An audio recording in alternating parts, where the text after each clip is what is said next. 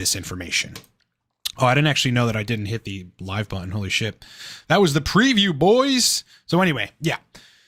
Reddit is a good place to collect information regarding, TRT protocol optimization and TRT strategies.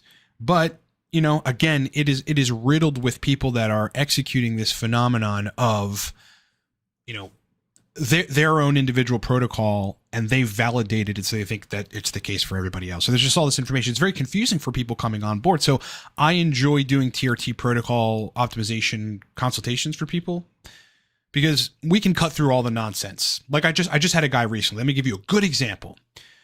Comes on board, been on TRT for a while. I think 140, 150 milligrams a week was the dose. It was, I believe, intramuscular, and I'm quite sure is once a week. Guy felt like total shit.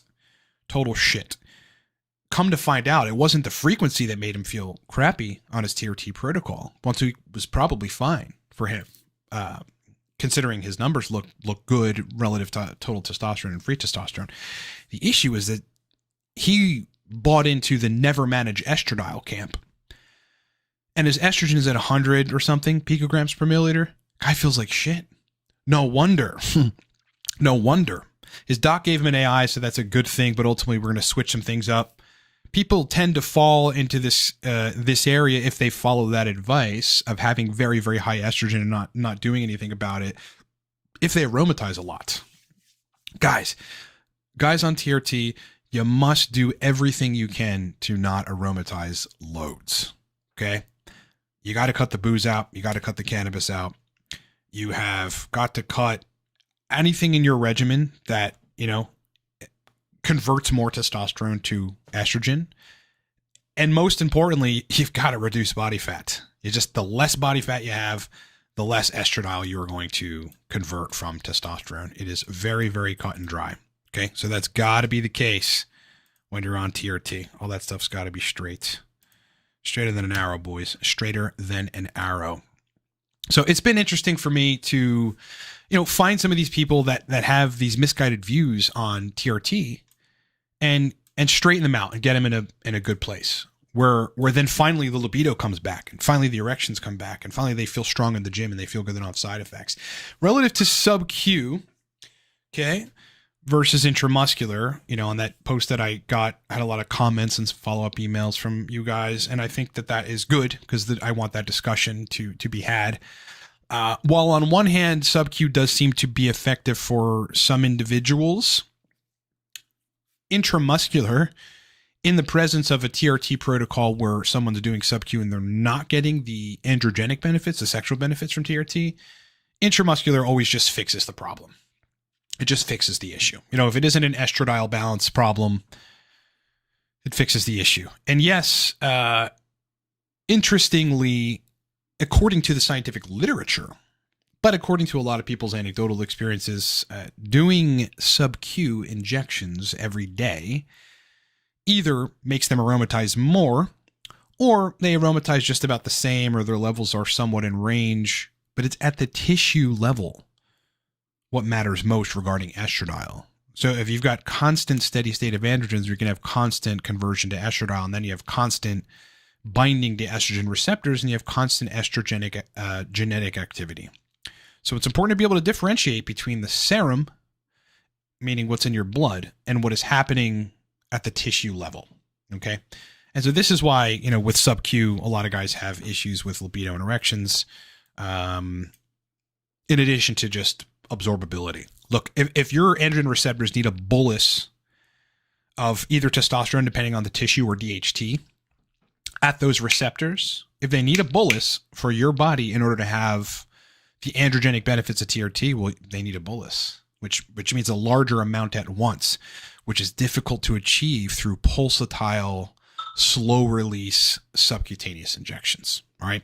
Just want to make that clear for you guys. That's been a very prominent topic for me in my consulting practice doing TRT protocol consultations. Okay. Got a couple questions that we'll start with. So let's just get right to it. Ahmed is saying, hey, Ryan, tried Makuta for the last 2 weeks. Glad I've seen your videos about it and got over the fear mongering. Better mood, libido, and my appetite. Thank you, man. Of course. Absolutely. That's what I'm here to do. Dispel the myths, get to the truth regarding some of the compounds that we typically discuss, nootropics and otherwise. I think my phone is blowing up right now. If I could just mute that. Sorry, guys. Yeah, that's the whole point. You know, Mucuna is an innocuous compound, in my professional opinion. Doesn't mean it can't create side effects, because it can. You know, because you're elevating catecholamines. Anything that does that in susceptible individuals may cause you to have anxiety. That may be temporary too, as your body adjusts to it. But ultimately, the confusion with mucuna is like that people think that it's akin to pharmaceutical levodopa. And that drug is bad. You know, levodopa, I mean, for all intents and purposes, a normal person wouldn't take that unless you had Parkinson's. And, you know, the reason that it would be suboptimal is risk of desensitization of dopamine receptors. But 15 to 20% standardized naturally occurring levodopa, which is a different thing, a completely different thing, is not the same. I just was very redundant there. It's not the same as pharmaceutical levodopa. It just isn't. So I'm glad you're getting some benefit from it. You know, monitor how you feel, Ahmed, because it could change. You know, it could overstimulate. Things could change. Who knows? But yeah, I mean, you got a prolactin lowering effect via the extra dopamine, and you have enhanced libido via the extra dopamine. So I'm glad that I was able to help change your mind there. DJ Millen has a question about serotonin. It looks like, Ryan, how important is it to work on serotonin? It's the number one transmitter I've never seemed to work on. What should I be taking on those days? Frankly, and I've done some content on this, if I feel, and this is really hard to gauge which neurotransmitter is awry, but if I feel myself being less positive, that's generally the indication for me. Happy, like looking forward with energy and with kind of enthusiasm about life or whatever I'm into at the moment, then serotonin is usually awry or somewhat awry, and I just eat yogurt. I eat a good probiotic rich yogurt, right? Because that is one of the best ways to achieve stable measured levels of serotonin, rather than this instant bolus or something that you would get from 5-HTP, or, you know, some SERT inhibition that you would get at a minor level from something like St. John's wort. That could create serotonin levels that are too high for you acutely, and that may not be good. But getting probiotics in the mix that have species in them that are known to modulate serotonin via essentially helping you synthesize them from the gut's point of view is my go-to strategy when I feel like serotonin is low. Fantastic list. Says video suggests that could draw some eyeballs in the channels using Andrew Tate as a thumbnail. Suspect what he uses achieve his rebels. I'm almost positive Tate is on TRT, him and his brother. I don't think there's any question about that. You know, they claim natural whatever, but they're almost definitely on TRT, which is great. More power fucking to them, man. You know, those guys have the world against them and a big fight ongoingly and companies to run. So, you know, they fucking should be on TRT. Zayed is saying, any reason why libido goes down after a shot of HCG? Libido only returns a day later. Yeah, you know, I don't know what the quantity of HCG, i.e. international units wise, is in your injection. If you are injecting a bolus of it once per week, that may just throw the hormone balance off enough to destabilize libido. You know, what a lot of people don't understand too about TRT and TRT protocols is that the more frequent you change things, the less you're going to stabilize in terms of libido. Because at the tissue level, you know, your tissues kind of need a predictable amount in their own eyes to be able to then distribute to the tissues, to estrogen receptors, androgen receptors, you know, DHT receptors, testosterone receptors specifically. And if they don't get used to that and understand which quantity and how much to shuttle to tissues, then libido really never stabilizes. And so that could be the case. It could be skyrocketing estrogen, and that's fussing with your libido. HCG is very well known to do that. So you got to be careful with it. My personal suggestion on that is 700 to 1,000 IU a week split up into daily injections so that you don't really have a bolus. That's what I do. I'm at 859 or something, you know, everyday injections of HCG, and you know, it doesn't mess with anything. You know, it doesn't take estradiol in some significant above the range place, and doesn't really fuss with my libido. In fact, it helps. HCG is a good thing to have in my regimen personally. It's not for everybody, but HCG is pretty effective for me. So that could be why.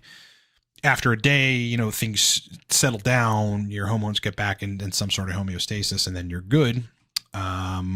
Or though, unexplainable why libido tanks in the beginning, right? Sorcery. There's a lot of this shit that's fucking sorcery. I mean, there's some explanation, I'm sure. And then ultimately, who knows, you know, over that next day, I mean, you got a half-life of 2 to 4 days or something with HCG. And so quite possible you're reaching a higher level of serum testosterone, and that's peaking the libido. Hard to say. I'm not a genius has a comment, and it goes like this. I've literally been dying for 4 years, and I'm currently 20. Just found out all my symptoms were stemming from spike protein. I missed out on my 20s as there's no cure.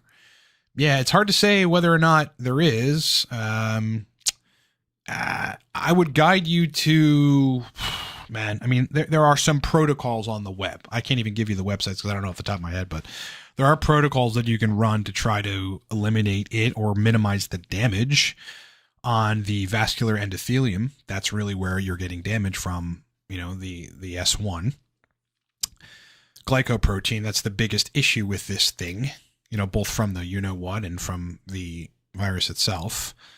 So, yeah, you're dealing with long COVID. It is a terrible situation. Increase your bifidobacterium gut species, you know, get on some H1 or H2 receptor antagonists, one at a time preferably. Test which works better for you. Look into mast cell stabilizing supplements because you've got mast cell activation in that condition as well.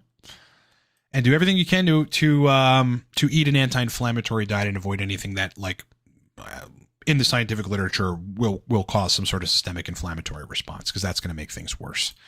Yankee Apple with an apple as a profile pic. Love it. Says oral BPC 157 gives me insomnia so much so I can't take it in amounts more than 20 milligrams. Have you counted this before? I have not personally, but I'm not disputing that there's a mechanism by which that can happen. I believe that there is some growth hormone receptor agonism or growth hormone receptor modulation that takes place with BPC. In fact, that's one of the main mechanisms by which it repairs injuries acutely on site. So that could be giving you insomnia. I know, like, if I'm ramping up my dose of testosterone, like in the beginning of TRT, or if I've gotten low for a while and then brought my dose back up, the same thing happens. You know, it becomes harder for me to sleep for a brief period. Usually I have to stick through that until your body normalizes this, you know, in that case, bolus of androgen. So it might just take you some time to get used to that. You also have to think about what are the benefits versus the risks. For me personally, if I had a rotator cuff injury or some major injury that was preventing me from full range of motion or worse, working out in the gym, I would deal with insomnia and take BPC 157 to fucking resolve it for sure. Are Cavinson peptides a thing? Any experience? Don't know what you're talking about. Digimillion, you're welcome. Brother Johanna, L-tyrosine and phenylparastam could be good together. Got to watch out for the overstimulation, but that's all relative to the person and what they need. Fantastic list. Using enteric-coated oils such as oregano, peppermint oil, and grapeseed oil are enough to cure SIBO. No, I don't believe so. No. Yeah, if you truly got SIBO, the cause may be H. pylori in your stomach. It's a bacterial infection which lives in the presence of stomach acid, but it also makes it so that you secrete a lot less stomach acid. And when you have less stomach acid, SIBO is bound to happen. Unfortunately, if that's still a problem, no amount of enteric-coated anything is going to solve the issue. If you don't treat the underlying issue, which may be H. pylori, may be a gut motility issue, it's difficult to say, then you would probably get ongoing symptom relief from something like rifaximin, which is a small intestinal bacterial overgrowth medication. It's actually a drug that kills bacteria, specifically acts as an antibiotic in the small intestine. Rifaximin. That's what you'd be looking at, in this particular situation. Protagonist is saying, good morning. Hey, I'm planning on trying Atorvastatin for the first time. What's the best way to cycle it? Dose range would be 300 to 1,000 milligrams. If I were you, I would start at 500 milligrams. I would dose citicoline or CDP choline at 50 milligrams. And only once you've recognized you don't get side effects from that and you feel and function great, you're getting benefits on the nootropic side, only then stepwise increase the dose and in terms of ratio. Like maybe then go up to 700 and take that choline to like 60, 65, something to that effect. You don't want to dose too high initially. You get side effects and it ruins your experience. And then you're going to just move on and think that aniracetam isn't great. I've seen people respond to as low as 300 milligrams of aniracetam. So don't trust, the bros on the internet that go, you need 750. They don't have enough experience to be confidently saying that. Brother, Johanna, what is the most simple stack for ADHD? Simple stack, 150 of uridine, 85 CDP choline, 400 milligrams Alcar. Ahmed, if you had to choose between huperzine A and Bacopa, what would you choose? Bacopa. The reason is huperzine A I don't believe you should be taking daily unless you're 67 and have neurodegeneration, in which case you're going to need to stimulate as much available acetylcholine as you can, because it's obvious at that point that, that you're deficient in acetylcholine, which is like the major part of the pathogenesis of Alzheimer's, right? It's one of the things that just goes wrong. Bacopa, on the other hand, you can take every day for the rest of your life. I firmly believe that it would do nothing but improve brain performance and upregulate serotonin transporter function, which is a good thing. Swiss or Swish, are modafinil analogs worth getting over regular modafinil? In my opinion, no. But I'm speaking from the bias of my experience in a handful of clients. So, I don't have enough of a sample size there, obviously, to be giving you definitive answers. In my opinion, no.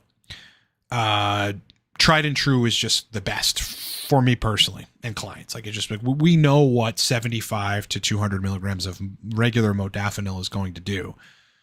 So rather than getting our modafinil and then, starting at 30 or 40 milligrams and having to dial that in to reach the homeostasis and a sweet spot for that person, which is more work, we just stick with what we know. And that's the same thing for me. Look, I've dialed in doses on these other analogs, but they're also not readily available,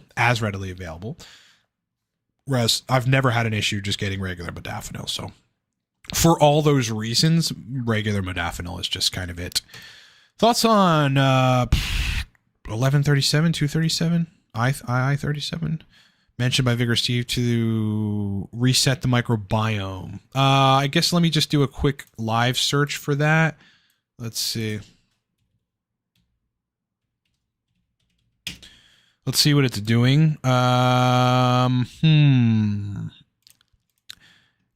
looks like it's an antimicrobial, anti-biofilm agent. Okay, so that might be useful for getting rid of stubborn dysbiosis and overgrowth of gram-negative bacteria, particularly ones that create biofilms, which are essentially protective layers that protect them from, from being ousted by an antibiotic. That's what biofilms are. And so, the scientific literature does support that it's a anti-biofilm agent as well as an antimicrobial. So this may be useful.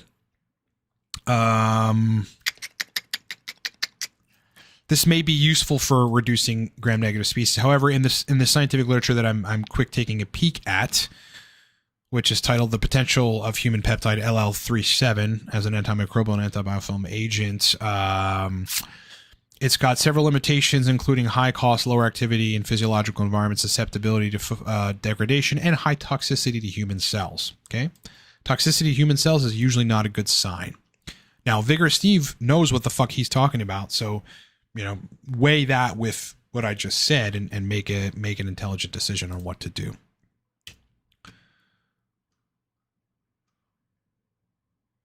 That'd be my suggestion. All right, any other questions, guys? If you got questions, ask them, send them, and I will answer them in the chat, because this is the live stream. You got questions? You got questions? You got the questions? Ask away. I'd love to answer them. Right here, live on air.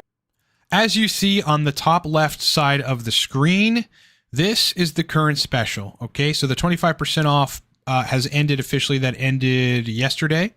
Right now, the Cortex Stack is buy one, get one free. That is the code.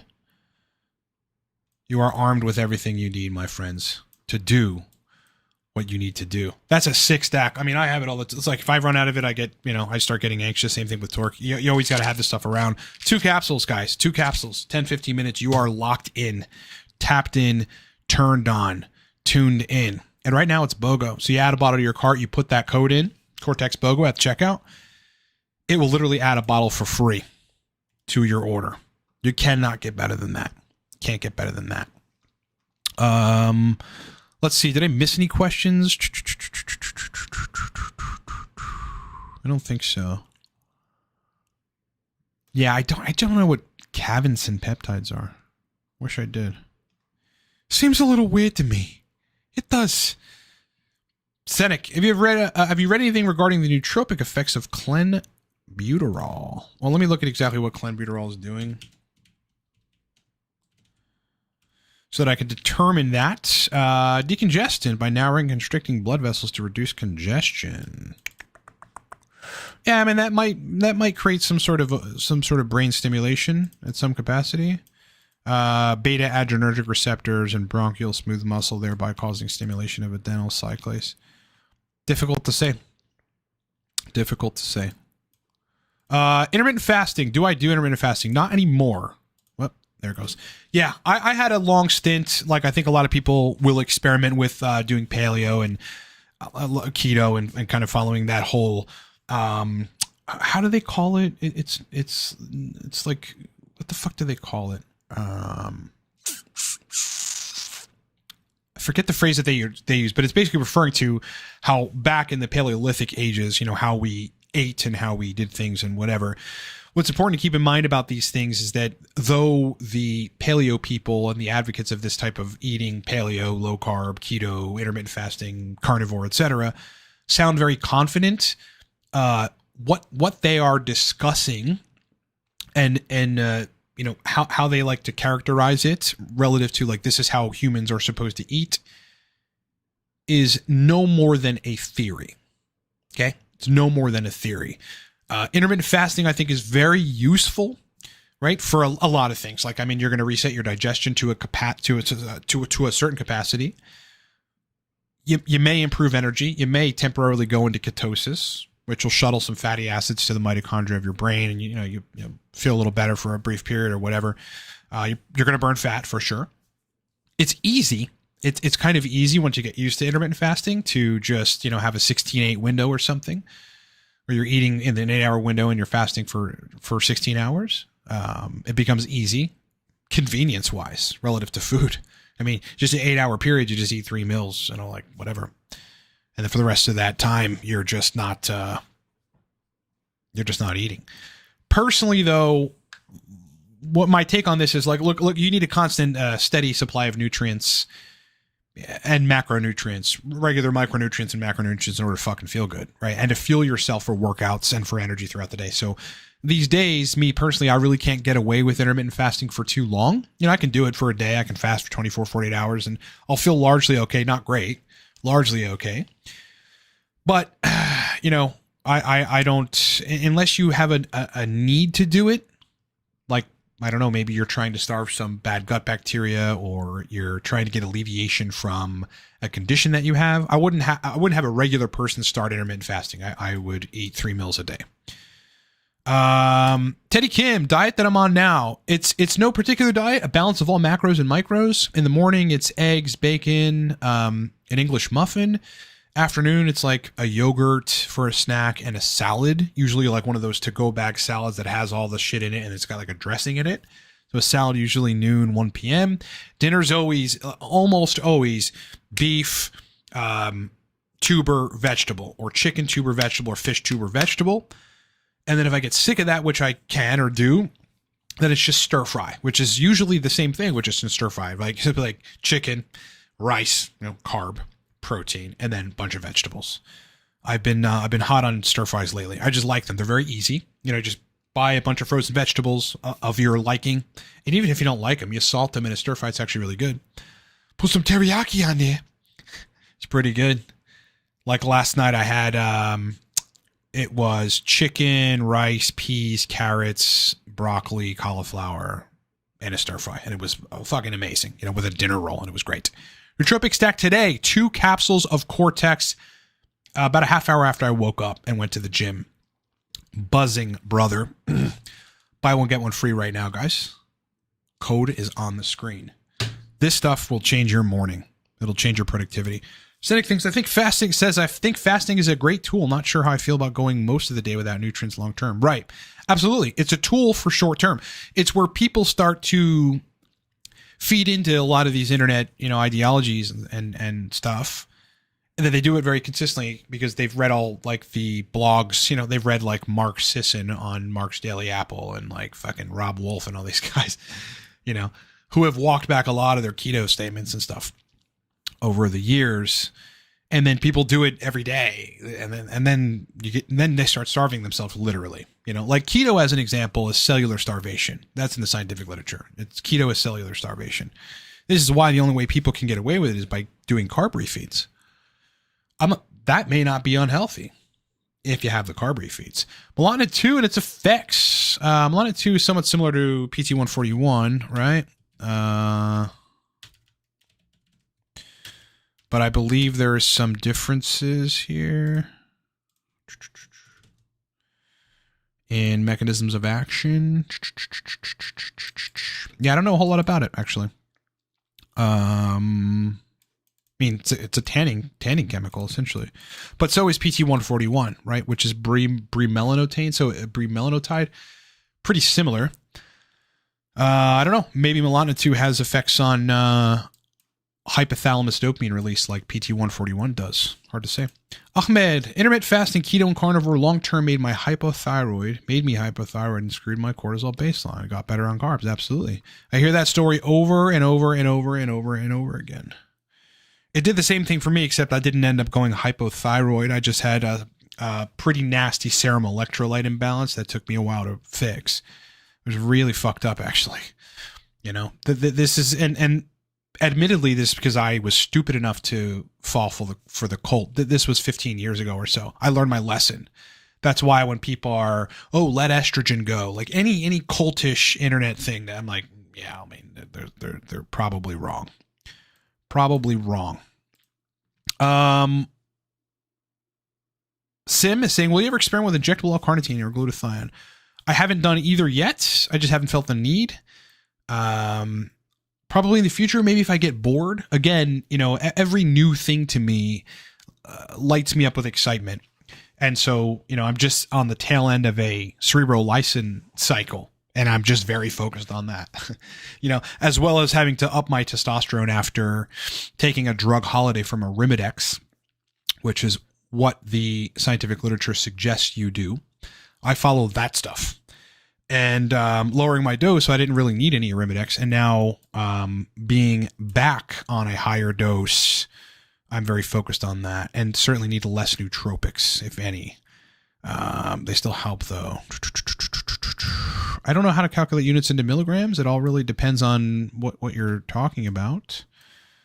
Like on an insulin syringe, you got 100 units on a regular insulin syringe. Usually when we're talking about testosterone, you have a 200 milligram per milliliter vial.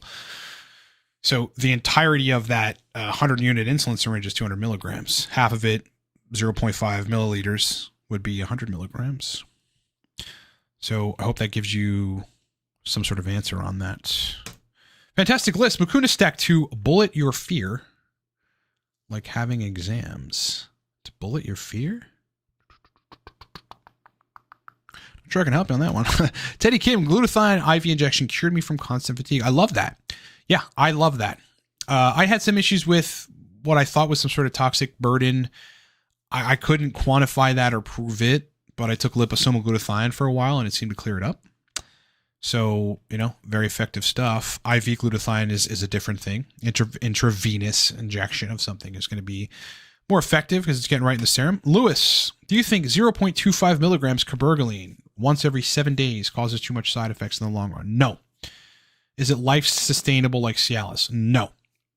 No, the scientific literature on cabergoline, see, people get this wrong too, is very clear that once you reach a cumulative dose of like 120 plus milligrams, that means you'd have to be taking a lot for a year plus. Then, you can run into chamber issues, in the heart, which quickly reverse back to normal upon cessation of the drug. So 0.25 once every 7 days is a pretty low dose, all things considered, if you compare that to what people are taking when they're prescribed cabergoline, which is 0.25 or 0.5 twice a week or 3 times a week, maybe even more, depending on the severity of their issue. Usually we're talking about prolactinomas. These are pituitary tumors that secrete prolactin. And people are prescribed cabergoline in higher doses. And even those people are healthy for 5, 10, 15 years taking cabergoline, no major issue. So, I think in susceptible individuals at very high doses, again, at a cumulative dose of hundreds plus milligrams, then you run into a problem. Would I suggest taking cabergoline for the rest of your life? No, not unless you have a pituitary tumor that secretes prolactin. That's really the only condition I see that makes sense. Sim, how did you feel in Testosterone? Effective for a natty? Yeah, I felt good when my natural testosterone was in a manageable place on Testosterone. When it started dropping and I couldn't control it anymore, like I couldn't take enough supplements and I got sick of taking 25 supplements a day. Testosterone in and of itself wasn't very effective, but no singular compound is going to be very effective. You get some marginal benefit and that's it. If you get a significant benefit from a singular compound, that's usually because you don't need a whole lot of work on the, on testosterone at that point, or dopamine. Stack to bulletproof your fear and anxiety from having exams. I mean, if you could get yourself on some injectable HCG and increase your testosterone, or Clomid, then you'll have a lot less of a fear state. Testosterone also, in addition to resolving or improving depression and anxiety, dramatically changes your confidence for the better. At the same time, though, I mean, you need energy and you need brain performance. All right, so modafinil and maybe some aniracetam give you that confidence, and I think you'll be in a good place. 90 milligrams on an insulin syringe would be like somewhere around 0.4 milliliters, if I'm not mistaken. You'll don't take that as word. I would have to know what the milligram per milliliter of your vial is. So you got to be very, very clear about that. Another person saying keto did the same thing. Lowered thyroid, messed with thyroid. Crushed total test, crushed free test. Absolutely. Yeah. Keto without carb refeeds is not healthy. That's a definitive statement, not a fucking opinion. Andres is saying no question, just stopping in to say good morning. Good morning, brother. Have a great weekend as well, man. Hope you're doing good. Hope you're doing good, brother. James, do you have any recommendations for severe OCD? I don't. I'm not very versed in it. I know it's a dopaminergic issue, but I can't really give you any suggestions. I wish I could. Thoughts on ephedrine as a nootropic? Not a whole lot. I forget off the top of my head exactly what it does. Benefits to taking Testosterone before bed due to growth hormone and ghrelin secretion. I'm not very versed on whether or not it does that. You'll have to provide me with a paper and I'll read it and see if there's any benefit to that. NAC is supposed to cure OCD. Interesting. I've not heard that, but who am I to say that it doesn't? Or at least aid in that? You're welcome. Yes. Good for tanning. Best way to lower prolactin on MK677 for a natty. Well, I guess it depends on how high prolactin is. I mean, where is it? If you could give me where your prolactin reading is in nanograms per milliliter, I believe the measurement is, then I'll give you an answer for that. Because that will really depend. That will depend. Good morning, 00 Vengeance. Doing well. Slept like a fucking beast. I went to bed, it was like 10:30 last night. Yeah, I was texting with a woman I met on a dating app who I'm going to meet tomorrow. I'm very excited about meeting. She's seemingly very stellar. Up until about 10:30, and then I went to sleep. And woke up at 5:30. My boy Volk is going to Humble, McGregor wannabe. Yeah, definitely, for sure. Oh yeah, I'm probably gonna watch that fight, but I'll watch it tomorrow night. Like I'll get the pay-per-view and then watch it tomorrow morning. I think, yeah, tomorrow morning I'll watch that fight. I think so. I mean, Volk's got a couple more fights in him, however many. I think he's not too old. Like I think he's just still. It's the skill level, right? But once the pop and the snap, his cardio effectively goes away, which will happen at some point, that happens to every one of them. And think about Jorge Masvidal's last couple of fights, just atrocious. Then the skill isn't going to matter, right? Conor McGregor is the most skillful striker, I believe, in the UFC ever. And, his cardio was shit toward those latter those latter situations. He couldn't take a punch from Poirier, and his cardio was shit, against Khabib ultimately, compared to Khabib. I mean, his cardio may not have been shit, but you compare it to fucking Khabib's cardio, and everybody's cardio is shit. Any experience with cordyceps? Yeah, cordyceps is a D2 receptor agonist at a very mild level. Dopamine D2 receptor, I believe. Energy, dopamine kind of benefits, maybe a little bit of libido increases. Fantastic list. Looks like somehow it wasn't going through and it posted 3 times. Is it wise to hop on TRT for a 22-year-old considering test levels are not too low? Or better to wait till when you were 30? Nah, if test levels aren't low and you don't really need it, then I wouldn't jump on it at 22. However, if test levels are in the mid-range and you're depressed and you're losing strength in the gym and you don't wake up with erections every day and you're not fucking horny, then maybe something to consider. Probably Clomid first at your age. Maybe some HCG instead. Volk is going to win because he's secretly taking Torque and Cortex. Imagine that. I have sold, we have sold product to MMA fighters, but no major ones, unfortunately. That'd be amazing. I'm not sure if they can take it. I think they would. It's just, effective supplements put together. But we haven't gotten any of the big guys to take it yet.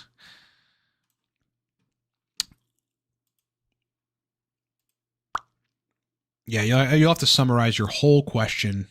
Josh, do a super chat and don't leave out anything.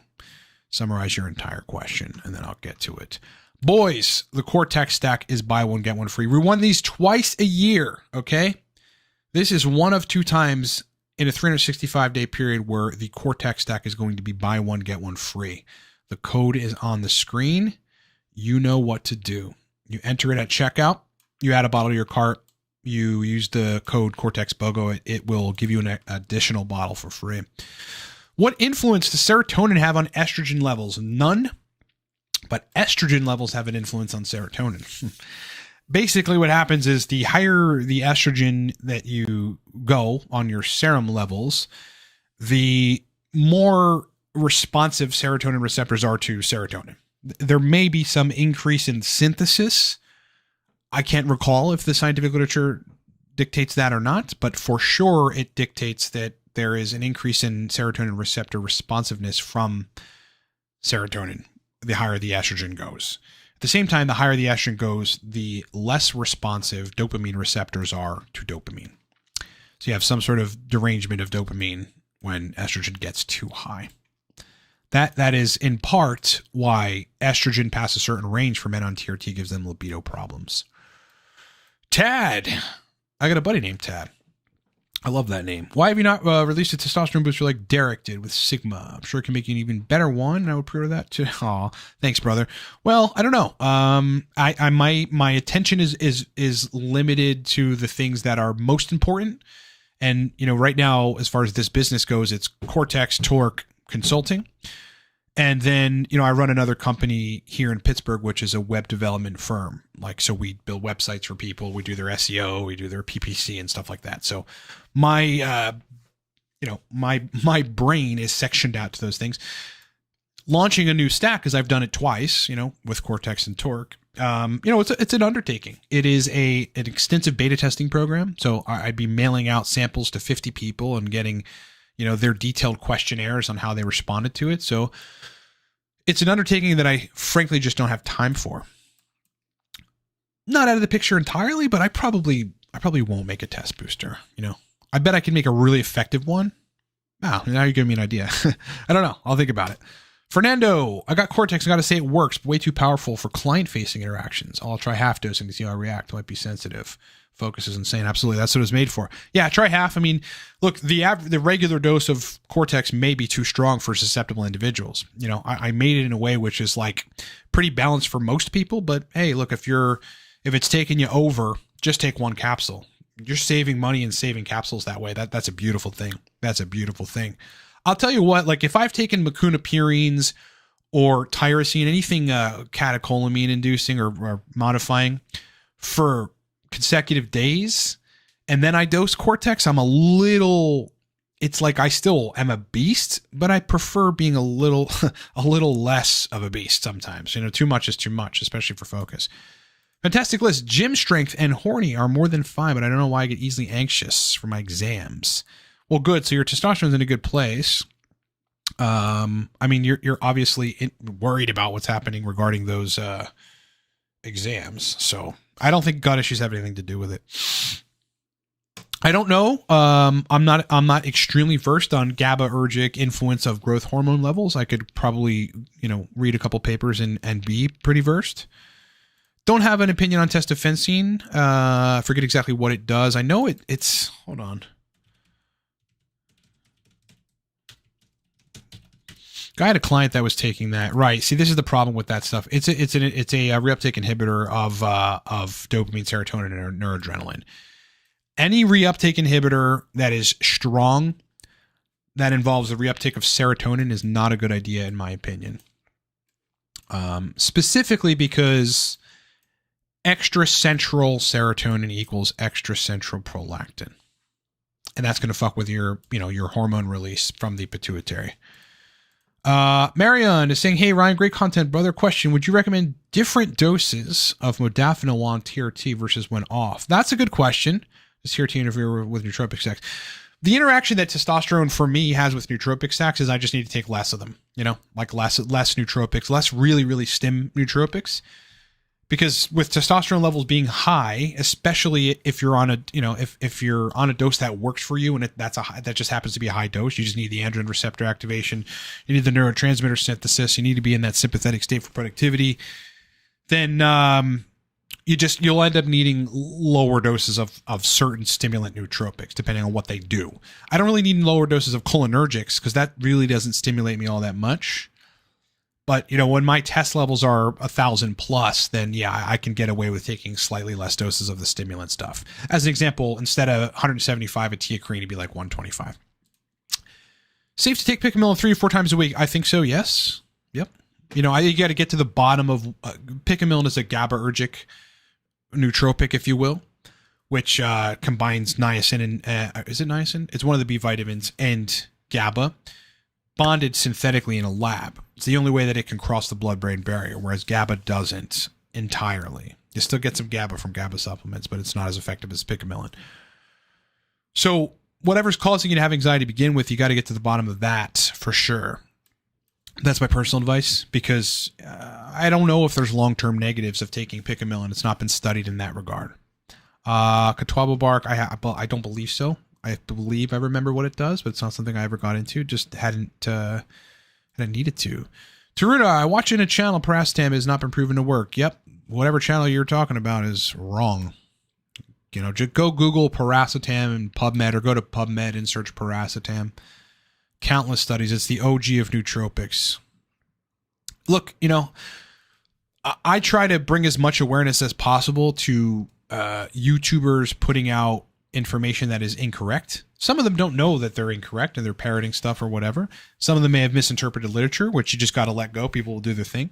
But some people put out lies, and this is incorrect. Paracetam has been proven to work for many years. Many, many years.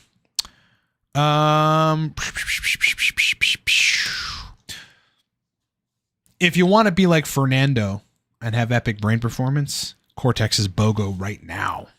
The focus is insane. The focus. All right, Tad is saying any supplements, nootropics that help with approach anxiety, meaning anything that makes it easier to start interactions with women. Testosterone is the single most effective thing for that. Single most effective thing. Yeah, I've always been fine approaching women, but I'm much better now. And the funny thing is, like, I had to lower my dose to get off of Arimidex for a while. Raising the dose back, it just, you really get to feel testosterone induced confidence. Like, there's a, I'll leave it at that. Approaching women is much, much easier. Much easier. And it's normal. You just feel fucking normal. There isn't any cognitive stuff going on about, will she reject me? You're thinking about some sort of male-female dynamic or how you should, there isn't any of that. You're just a man. You're just a man. And you're very assertive about it. And they like that. So testosterone would really be the answer. That's really the answer. Higher testosterone. I can guarantee you that will change your approach with women. for sure. You know, when I was aggressively dating, look, I've been on TRT for a while, and I mean, the higher the dose was, it was always, I always had therapeutic levels of testosterone until recently when I went too far down and had to readjust. But, you know, approaching women in dating capacities and then meeting them for dinner, etc., is just very natural and very easy when your test is high. Yes. Also, Double Zero Vengeance makes a great point. You kind of got to do it even if you feel nervous. The gauge for me of whether or not I'm being as productive as possible in life is, am I doing shit that makes me feel uncomfortable? So, you know, you know, take that advice as well. That'll help only to a certain extent, after which high testosterone should be able to clear the rest of that up. Tad, what testosterone level should someone aim for this ability to approach women? 800 nanograms per deciliter plus. Yep, that's really the therapeutic range. And where you get the most benefit. That's the purpose of TRT, is to get a therapeutic benefit from testosterone, right? A systems optimization from testosterone, from exogenous testosterone. And the number there is in the scientific literature at 800 nanograms per deciliter plus. So above 800 nanograms per deciliter. That's what I would say. I can tell you this. I mean, you know, if you take a guy that's at 1,000, it used to being at 1,000, we'll call it 900 to 1,200 nanograms per deciliter, probably above the reference range or close to it on free test. And he's on TRT at, like, I don't know, 180 milligrams a week. You take his dose down to 100 and his levels drop below 600 or 700, like, you know, somewhere around that range, his ability to approach women and be confident is going to be severely impaired. Severely impaired. Tad, thank you for your time. Amazing content, way better than NPMT. Yeah, Derek's a cool guy. Some people think he's overrated. Who knows? I think he's ruthlessly scientific, which I truly love about him. That's what I like. And, you know, he got into a lot of stuff. I think where he blew up is the right time. It's just a matter of a different combination of things coming together. Is like the right time talking specifically about anabolic steroids from a scientific perspective where no one was doing that. You know, I think Vigorous Steve had come out and done that later, way later, I believe, than Derek started talking about stuff. But, yeah, is what it is, man. Is what it is, bro. Derek caught a good wave, and that was that. That was that. I appreciate that, though, man. I'm humbled. That's a crazy one. That's a crazy one. Hello. Cortex Stack BOGO. Code on the screen. I don't know how long that's going to last. So if you guys want, buy one, get one free Cortex. Time to do it. Steve Markowitz. What supplements do you suggest for falling back to sleep when you wake up in the middle of the night? I mean, probably just try running about 1 milligram or so of melatonin before going to sleep. Other than that, though, I've seen ashwagandha be very effective. 500 to 1,000 milligrams before bed, a couple hours before bed. In addition, you could just dose 3 grams of glycine. It'll double as an inhibitory neurotransmitter. And I think a good degree of the issue with these problems is firing of neurotransmitters that aren't supposed to be firing at 3 a.m. If the catecholamines are firing at 3 a.m., you're not going to sleep well. And if you don't have proper GABAergic inhibition of those neurotransmitters, then they're going to fire uncontrollably. The whole point of GABA is to exert control over stimulant excitatory neurotransmitters at the right times. So that, because if your stimulant neurotransmitters are running amok, you will have anxiety. You're going to fucking feel, you're not going to sleep well. You're going to feel insane. Fantastic list. Very knowledgeable. The only channel I'm subscribed to with a bell. Love it. Love that. Yeah, we're about to hit 25K subs, everybody. We would have been at 100, but we were banned from YouTube 5 times or so. And then we were shadow banned, essentially. Just not suggested in the algorithm for years, literally. And I just kept chugging along. But now I think we're just about out of it. And now we're finally growing again. Like I looked at the metrics and we didn't grow at a substantial rate for a long, long time. We did initially. I went from 0 to 15,000 subscribers or something in 2 years. It was like, so we obviously were en route to 100, but you get banned and you get put in YouTube's, YouTube shit cans you and puts you on the fucking don't show anyone list. The algorithm no list, and then you don't grow. That's just what happens. And this phenomenon has been replicated many times. I know channels that now do have substantial amount of subscribers that were essentially in that state for a while, and then it just took a long time, and they finally got out of it. We're just climbing out of that now. We were banned unfairly, obviously, but we're just climbing out of that right now. So we're gonna hit 25K, maybe on this chat. Actually, let me see where we're at. We might be close to 25K.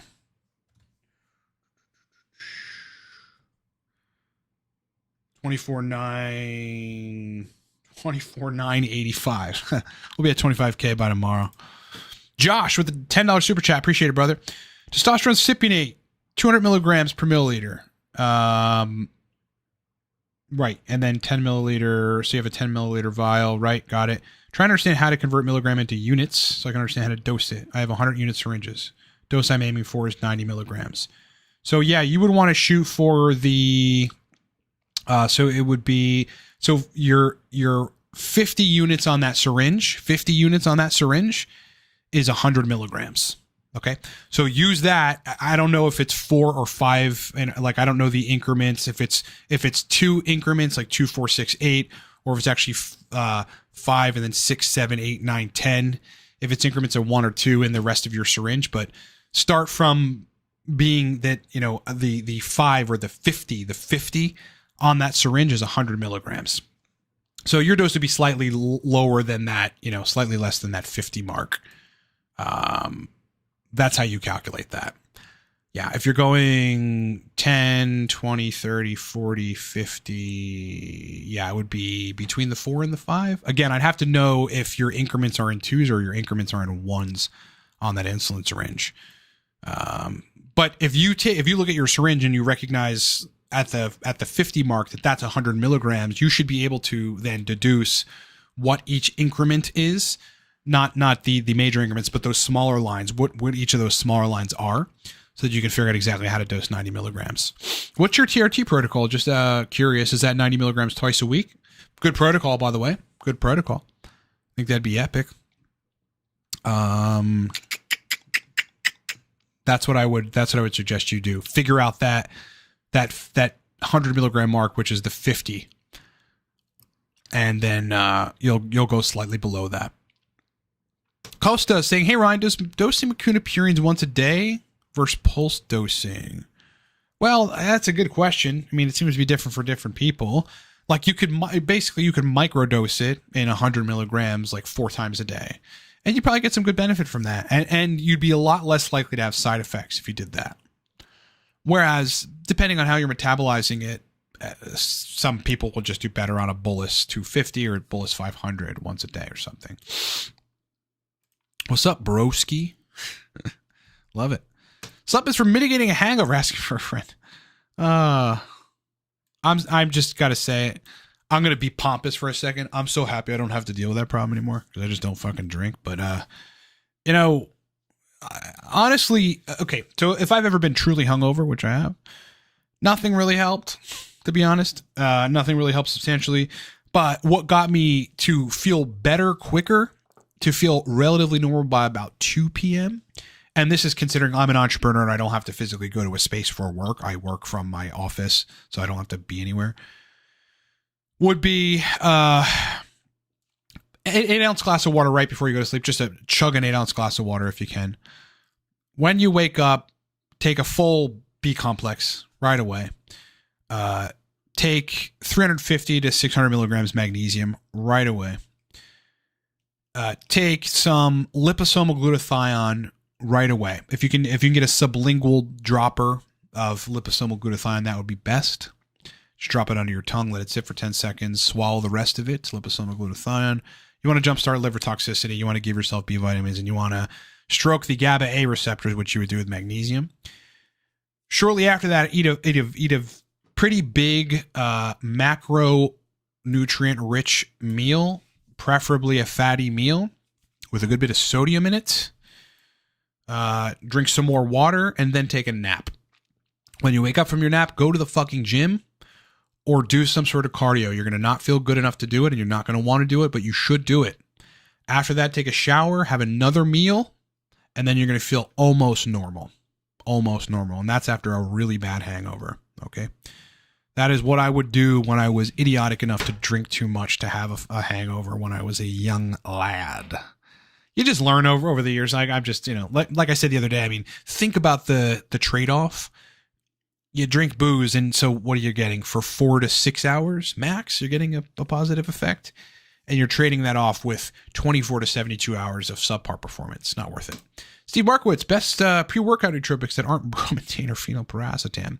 Either one of our stacks serve as pre-workouts. So if I were to, it's so hard because they're both very potent, but if I were to suggest a better pre-workout, it would be Cortex.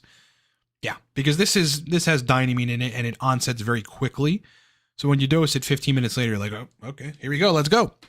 So Cortex or Torque would be effective. And for pre-workout, you're probably looking at Cortex. Torque is more all-day stable energy. Whereas Cortex is, 5 hours or so, but it's like very fast onsetting. Fantastic way to start a Saturday. Do these lives every Saturday? Yes, I do. Yep. So come next Saturday, bro, because I'll be here, man. With the rest of us, we're all going to be asking questions. All of us, for the most part, males trying to optimize performance and get the edge in life. That's what this is about. I would be delighted, Fernando, to see you next Saturday, man. Teddy Kim, modafinil, piracetam, good for pre-workout. Both can be effective.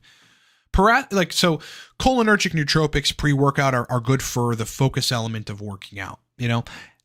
I can't explain how this might happen, but you probably end up, lifting a little heavier or pushing PRs just as a byproduct of the brain being able to either be more interested in that or being more focused.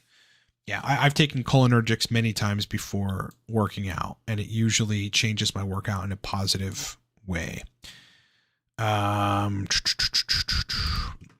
Josh's TRT protocol is 90 milligrams put into daily injections because you're overweight and currently in the process of losing. Awesome. So you're trying to minimize estradiol spillover, which is a good idea. I would do that intramuscular or shallow IM in the delt or the ventroglute because you will aromatize less. And you will expose the estrogen receptors to less estrogen for considerable periods of time. Like you won't just be at a steady estradiol exposure, which you would at sub-Q dosing. This is why intramuscular tends to work better for people if they're honest. The weight loss journey is definitely going to take some time. If testosterone levels are below 600, you got to get them up. 90 milligrams twice a week is not getting you above 600. Or every day rather, that's not getting you above 600. That's an issue. 90 milligrams once a week.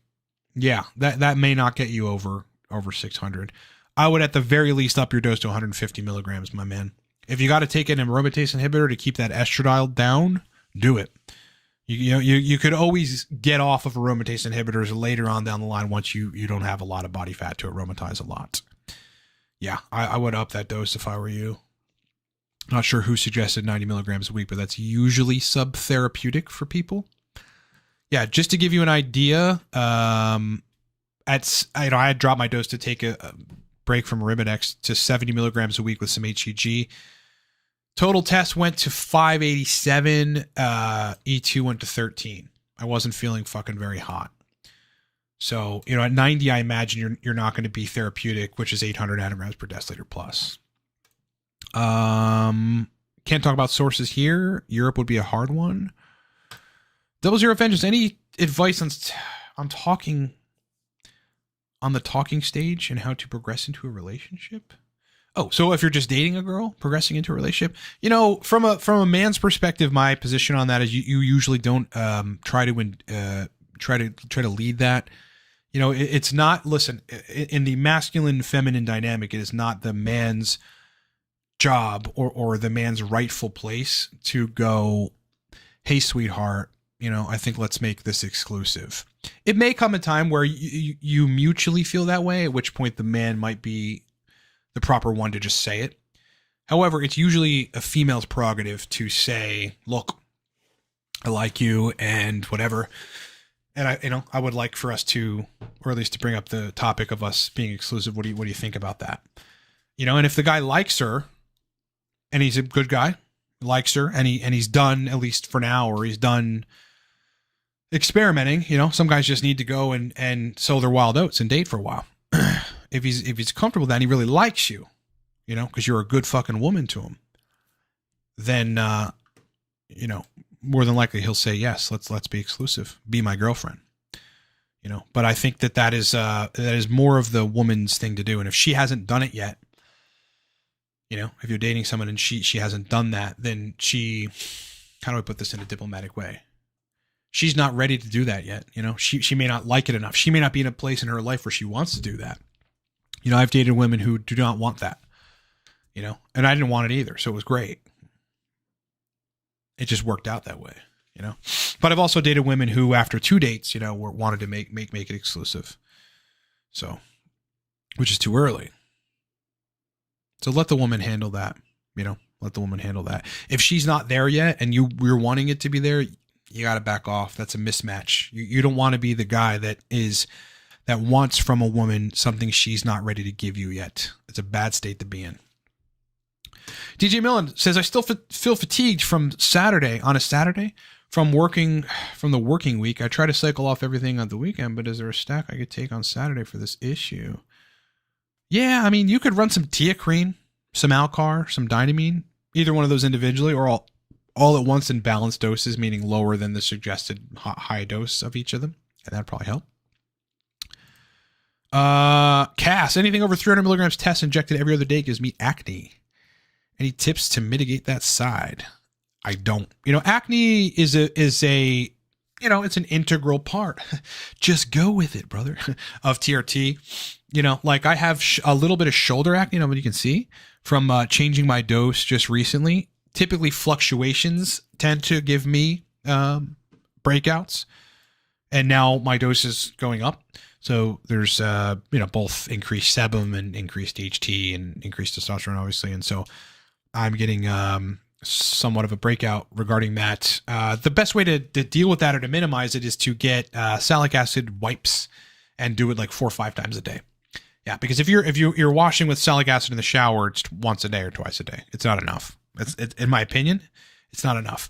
You got to get salicylic acid wipes or just acne like wipes, and you wipe the spot 4 or 5 times a day. Means you're going to be spending $7 every 3 days on a new can of salicylic acid wipes, but it is worth it, believe me.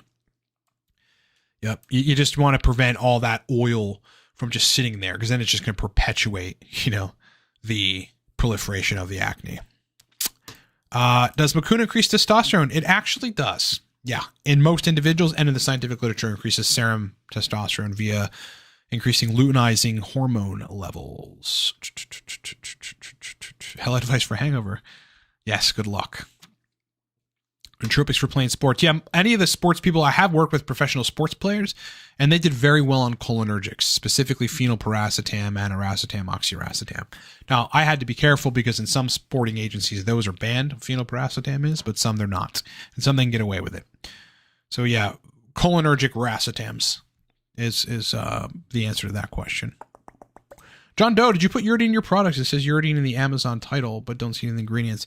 Yeah, that's because Amazon refuses, even though I'm the owner, to change. Their system is so retarded. AI, by the way, broken, completely broken still. It's ultimately AI that prevents, you know, my change from going through. They think it shouldn't change. What do they know? What?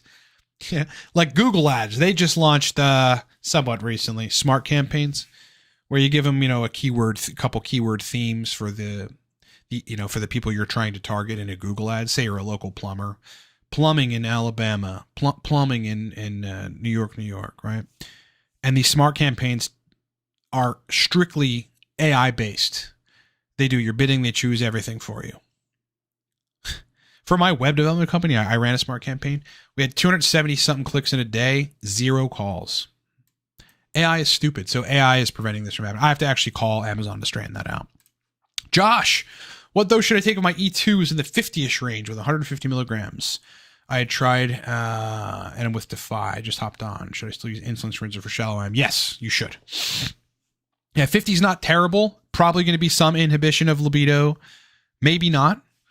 Some inhibition of erection quality. Maybe not. It's all going to depend on the person. You don't really want to go above 50. I always say that you should ideally be between 20 and 35.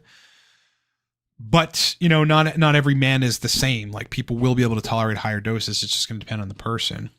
But yeah, look, if you're doing shallow IM instead of sub-Q, you won't have a constant load of androgens converting to estradiol. You'll have somewhat of a peak and a trough. If you're doing every day, the peaks and troughs are less, but you're still peaking, and then you're going to have somewhat of a trough. So you don't have this constant estradiol exposure. You'll have higher levels of estradiol, but only at certain times. Then it's going to go down. It's not static. It's not going to stay there, right? As an example, I mean, if you injected every 3.5 days, on that 3.5 day mark, the estradiol would be lower, no question, right? Just you peak, and then it's going down. But yeah, like, I don't know how long you were at 150, and it sounds like you were doing sub-Q. So if you tried 150 intramuscular or shallow intramuscular, doing everyday injections with an insulin pen in the delt or the ventroglute, which is what I would suggest, you'd have to give that 7 weeks, 6-7 weeks, in order to determine where estradiol ultimately ends up going. You can't really test it at 4 weeks. It's not steady state yet. It's close, but it's not steady state yet. So you don't even know what that number is going to be. So you change it before you give it a chance. So give it 6 weeks on 150 intramuscular or shallow IM. Ghost Fusion is asking, do I think there's a benefit to megadose of B vitamins? I think that if there is a deficiency on paper, certainly.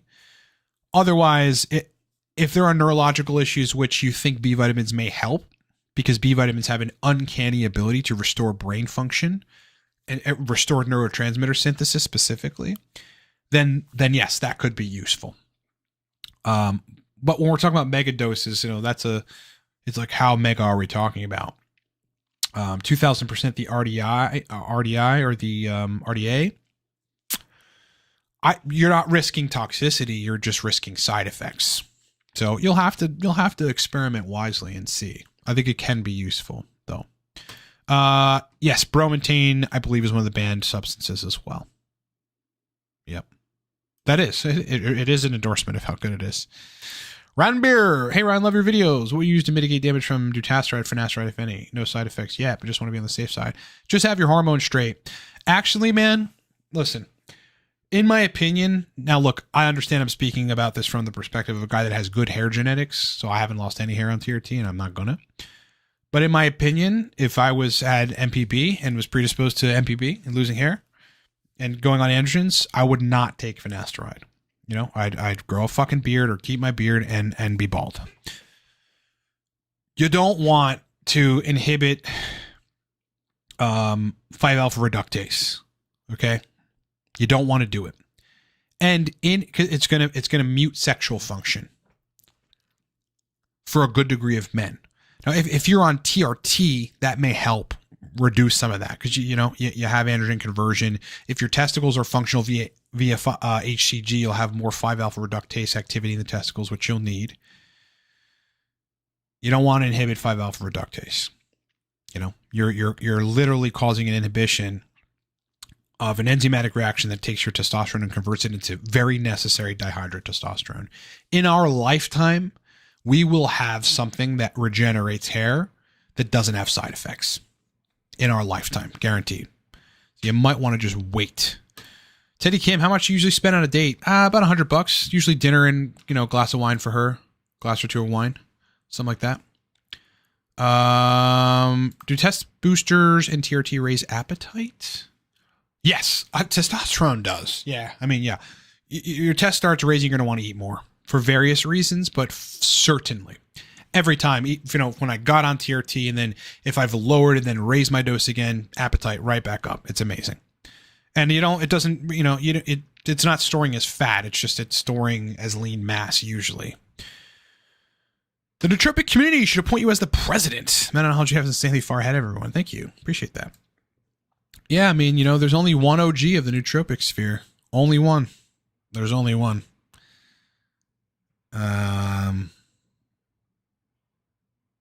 Can alcohol, weed, and nicotine cause hyperprolactinemia? Alcohol and weed can. Nicotine, I really don't see a mechanism by which that could cause you to have extra prolactin. But booze and weed, definitely. H2O Man says BPC 157 TB 500. So a combo, right? I've seen like Wolverine nasal spray come in a combo of that stuff once weekly. A lot into has drastically reversed my gray hair. Very interesting. Very, very interesting. I kind of love it, man. I kind of love it. Anything you're doing sublingual, 5 minutes. You know, you could go 10 if you want to, but 5 minutes is sufficient for you to get what you need from it. And then swallow the rest of it is what I would suggest you doing. Ghost Fusion thinks that he had an interesting finding on L-theanine, and that significantly sped up his reaction time, which he measured. It calms you, but if you're prone to anxiety, it stops analysis paralysis. Love that. Yeah, I mean, a lot of this stuff is governed by neurotransmitters, and theanine is a pretty heavy modulator of neurotransmitters. Increases dopamine, increases mildly serotonin, increases serotonin metabolites, which means your metabolism of serotonin is better. Mildly raises GABA. Joe Isaac, what to do for hyperprolactinemia-induced vision loss? Okay, if you have vision loss from hyperprolactinemia, then that means something is interfering with the, not the optic nerve, the optic chiasm, which is, basically back here, the optic chiasm. Okay, you want to Google this? And some of the only things that interfere with the optic chiasm are pituitary adenomas, okay? If you have hyperprolactinemia and you're having vision issues, get an MRI fucking tomorrow. That'd be my advice. Okay, don't try to Google your way out of that either. Can you have optic issues and hyperprolactin and it's not a tumor? Get a fucking MRI. Randbeer, my libido seems to have shot way up starting finasteride 5 months ago, so I'm sort of confused. That is a bizarre one. I mean, are you on hormones? Are you doing anything else? That's a bizarre one. One of the things, though, interestingly, is you're going to ultimately make more estrogen on 5-alpha reductase inhibitors because, more of your less of your testosterone is being metabolized into DHT. So where's it going to go? Right? Aromatase is theoretically upregulated, but either way, it has to shuttle somewhere. It's going to go to estradiol. So maybe you needed more estradiol, and that helped. Oren, off-topic question. Should I buy a pre-built PC or build myself? I saw yours in the background. It looks awesome. Yeah, this is 4090.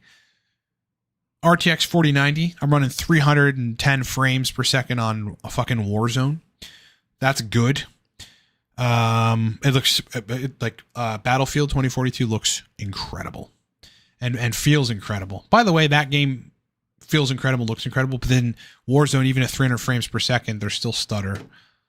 I am just about done with Call of Duty. Seriously. The answer to that question would be, if you're savvy enough to build your own.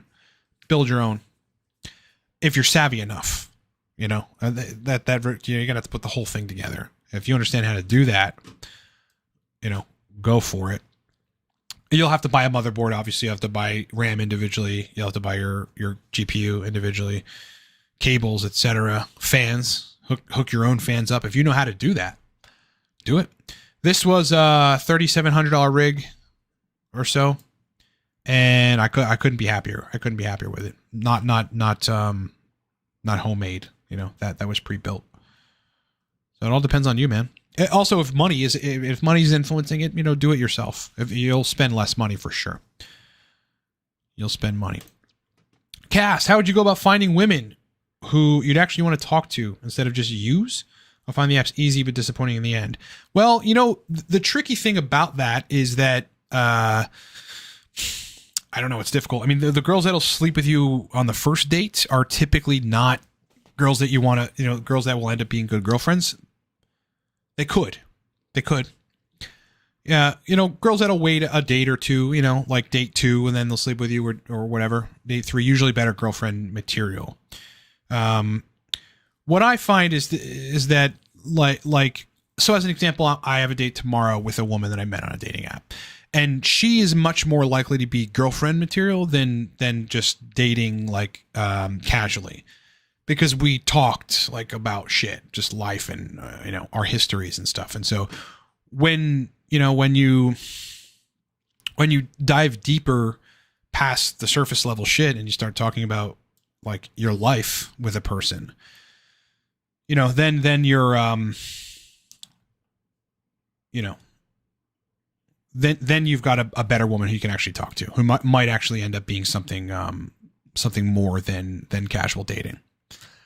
Yeah, so it's difficult. I guess it all depends on which app you're using too. I mean, you should just use Hinge. Most girls on Hinge are looking for relationships, whereas girls on Tinder are, you know, they're back and forth, right? They're every type of objective.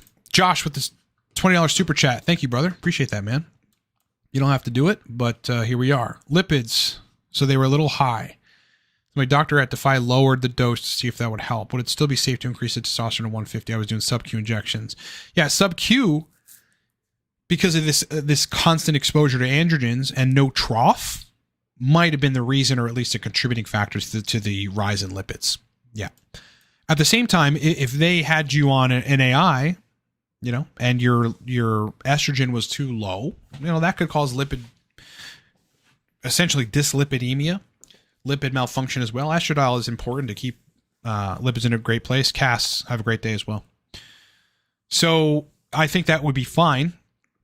When I got on TRT, I was running 210 milligrams a week. So that was 30 milligrams a day, 15 units on an insulin syringe. I was doing sub-Q. It wasn't the best for my libido, etc., but it was okay. It was fine enough. But my lipids got slightly skewed. All right. So, you know, I lowered the dose at that point to something like 180, and then eventually just learned that my lipids respond better. The sex stuff responds better. My energy responds better to shallow IM or deep intramuscular. Odie just got done with a killer workout. What's good? Awesome. I'm glad. That's music to my ears right there. That's music to my ears. So, you know, that is what I would, you know, I think, I mean, do you have a genetic basis for which you're having lipid issues? If so, you may want to look into that. What do your numbers go to at 150? Because maybe 125 is a good dose. Maybe 125 is a good dose where, you know, the libido and erection stuff is good. Estradiol falls in a reasonable range and you don't have lipid issues, you know. You also want to look into maybe taking some supplements that modify lipids. Off the top of my head, I can't tell you some, but there are some, you know, that will modify lipids in a positive way that may be useful for you to take. One of them I think is citrus bergamot. Citrus bergamot might help lower your lipids. So that'd be my take on that. But safe, yeah. I mean, there's a TRT doctor named Rand McLean who is pretty specialized in all of this stuff. Did a lot of years in medical school and a lot of years having a practice, a very popular one in California called Regenerative Sports and Medicine. And, you know, he explains how the modern perspective on lipids is kind of wrong, right? And how, you know, LDL, like, you need it. We would, you know, without cholesterol, your body wouldn't function. It just, you know, again, it ends up in the wrong place. And there are reasons that happens. Predominantly inflammation. Inflammation is really what causes, you know, cholesterol to end up in the wrong place. So, you know, I'd maybe look into that. Good question. Thank you for the super chat. Really appreciate it. Thoughts on Fedosia? Yeah, a couple hundred points, a couple hundred nanograms per deciliter improvement is probably what you're going to get. Nothing more. Do you commonly see glucose spikes when first starting TRT? No. I although I've not measured that in myself or anyone else, I don't believe that was ever an issue in me. My appetite did increase, but that's as a byproduct of metabolic function, just hyper upregulating, you know, and me needing more food because I had more energy and I, you know, went to the gym more and taxed myself and therefore needed more food as well. But I don't really see that being an issue unless you have an individual who has glucose issues. You know, then that might be a problem. But I generally speaking, TRT tends to resolve metabolic disorders, not make them worse. Supplements for libido. Too general a question, you know. You got to figure out why your libido isn't great and address that with specific supplements that target, you know, the physiology of why your libido isn't great. As an example, if you've been taking kratom on and off, you're dosing kratom, you're blocking D2 receptors and your prolactin's going up. So prolactin going up equals less luteinizing hormone release, which equals less testosterone. So the answer to that dilemma is quit kratom and take P5P, or quit kratom and take cabergoline. So it all depends on why you don't have libido. Most doctors are in the Stone Age, Ghost Fusion says. When it comes to cholesterol, they'll still tell you that saturated fat is unhealthy and then recommend seed oils. Of course. Yes. Zinc doesn't increase testosterone, maybe marginally. Really, it does is lower the conversion of test to estradiol. So you have a little less estrogen via taking zinc. So ultimately, you end up with higher test because of that. So it doesn't directly do it. Thanks for the amount of information you constantly share. Welcome. Did I just jerk my camera completely over? I did. All right. Can you share some stuff that I can recreate modafinil stacking? Can't get it in Russia. You could probably try to get your hands on adrafinil, which is just a supplement that will metabolize into modafinil. So it's close to equally effective, not quite equally effective, but close to equally effective as modafinil is. That'd be my take on that, brother. All right, guys, I'm gonna end the stream. I got some stuff I got to attend to. Epic questions. Okay, thank you for being here on Saturday. Was it Saturday? I keep forgetting what day it is because it snowed and everything. It messed me up. I appreciate your guys' questions. I love being able to come here on a Saturday morning and just talk to you folks about all this stuff. It fulfills me. In addition to, you know, having something to do, and all of us are like interested in improving our performance, and so we're here. Cortex Stack buy one get one free. That'll last through the weekend, maybe early next week. I'm not sure when I'm going to end that. That's the code Cortex BOGO. You add it at checkout, and it will add an extra bottle on per what you buy. So if you buy 2 bottles, you get 2 bottles for free. If you buy 1 bottle, you get 1 bottle for free. If you buy 6 bottles for free, up to 7. All right. Mary White, I wanted to answer your question because we were emailing back and forth yesterday. PT141 is said to help premenopausal women and men. Well, why only premenopausal women only and not those at that stage yet? Well, look, I think it will help women that are not premenopausal as well. PT141 in the scientific literature improves libido for both men and women. Both men and women. Okay. So, you know, if libido is the issue, it will help you acutely when you take it. Even if you're 35 and you're not peri or premenopause or any of that stuff. I wouldn't take it consistently, Mary, because it forces this dopamine release, which then you somewhat mildly deplete that dopamine release, or that dopamine concentration from doing it so heavily, because PT141 acutely very heavily or aggressively releases dopamine from the hypothalamus. So once every 4 or 5 days, depends on when you want the positive effects from it, like the libido effects from it. But yes, it will help women. It'll help a 25-year-old woman, not necessarily a menopausal or premenopausal woman. Hope that answers your question. I hope you have a great day. Dave Marcus, supercharged dopamine is spot on. Yeah, if you got to replace dopamine, fix dopamine, restore dopamine receptors, buy that course. It's there at livecortex.com. All right, guys, I'm out of here. Costa, have a great weekend. Everybody else, have a great weekend. 00 Vengeance, have a great weekend. Aron, my pleasure. Been a pleasure hanging out with you. Ghost Fusion, same. Mary, have a great day. Love you guys. All right, talk to you soon. Content coming this week. Look forward to it.